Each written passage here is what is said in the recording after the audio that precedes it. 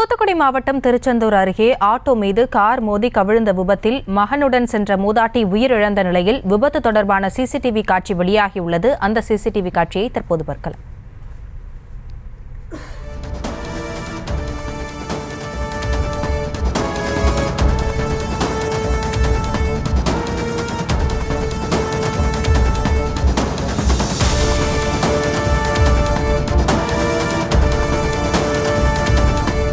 இது குறித்த கூடுதல் விவரங்களோடு இணைகிறார் எமது செய்தியாளர் அஜித்குமார். அஜித்குமார், இந்த விபத்து எவ்வாறு நிகழ்ந்தது? விவரங்களை வழங்கலாம்.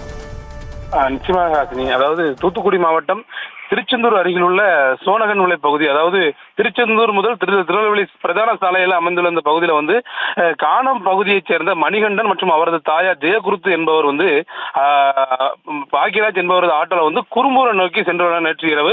இந்த நிலையில திருநெல்வேலியிலிருந்து திருச்செந்தூரை நோக்கி திருச்செந்தூரை சேர்ந்த சுதாகர் என்பவரது காரும் வேகமாக வந்துள்ளது. இந்த நிலையில சோனகன்விளை பகுதியில இந்த காரும் ஆட்டோவும் நேருக்கு நேராக மோதியுள்ளது.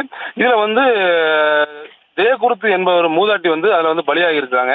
இந்த நிலையில ஆட்டோ ஓட்டு பாக்கியராஜ் மற்றும் மணிகண்டன் என்பவர் படுகாயமடைந்து மருத்துவமனையில சிகிச்சை பெற்று வராங்க. இது குறித்து குறும்பூர் காவல்துறையினர் விசாரணை மேற்கொண்டு வருகிறார்கள்.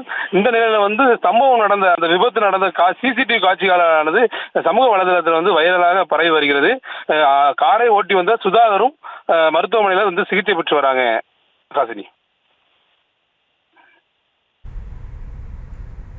விவரங்களுக்கு நன்றி அஜித்குமார்.